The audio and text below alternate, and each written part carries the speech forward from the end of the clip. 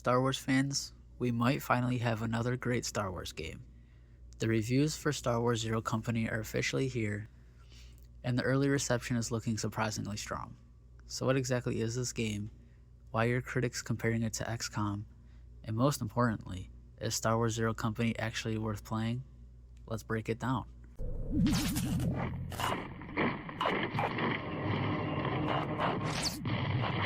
Well, Star Wars Zero Company is a single-player, turn-based tactical game set during the final years of the Clone Wars. And if you've ever played XCOM, you'll immediately understand the basic idea. You build a squad, you choose where your characters move, you decide who attacks, and you use different abilities. And every decision can potentially determine whether your squad survives. But instead of fighting aliens on Earth, you're fighting battle droids, separatists, and other threats in a galaxy far, far away. The game was developed by Bit Reactor in collaboration with Respawn Entertainment and Lucasfilm Games, and the people behind Bit Reactor have serious experience with strategy games, so this isn't exactly a random experiment. Zero Company takes place around the end of the Clone Wars. You play as Hawks, a former Republic officer who now leads an unconventional group of mercenaries known as Zero Company. And this isn't your typical Jedi-focused Star Wars story. Instead, you're assembling a team of characters from all over the galaxy. You can customize your squad, improve their abilities, and even develop relationships between them.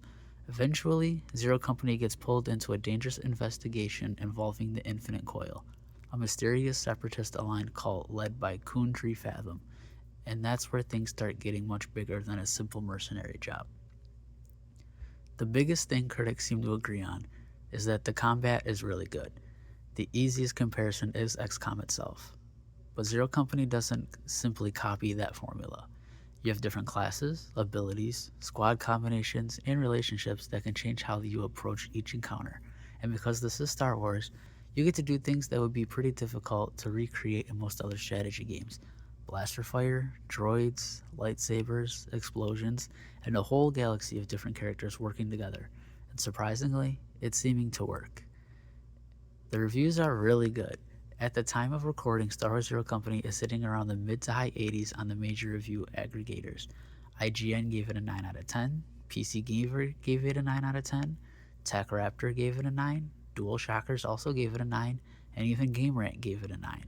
Windows Central went even higher, giving it a perfect score, and several other outlets have landed around the 8 to 8.5 range. So while this isn't some universal 10 out of 10 game, the consensus is very clear, and Zero Company is good. Possibly really good. And the biggest praise is going towards the tactical gameplay. The combat apparently manages to capture that addictive XCOM feeling while still making it feel like Star Wars. Critics are also praising the game's characters, and that's important because Zero Company isn't relying on the usual Star Wars heroes to carry the story. Instead, you're getting a completely new group of characters, and that gives the game some room to tell a story that feels like it exists in the Star Wars universe without simply retelling something we've already seen time and time again. And the Clone Wars setting seems to be working extremely well. This is a much grittier side of that era.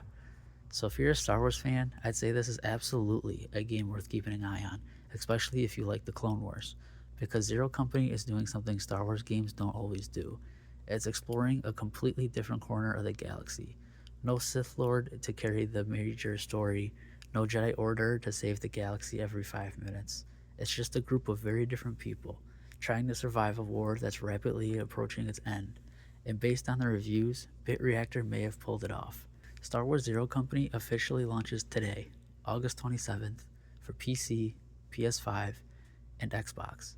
And if the reviews are anything to go by, we might just have gotten one of the better Star Wars games in years. But now I want to know what you think. Are you picking up Zero Company? And if you've already played it, is it actually as good as the reviews are saying? Let me down below. And if you want more Star Wars news, theories, and what-if stories, you know what to do. May the Force be with you.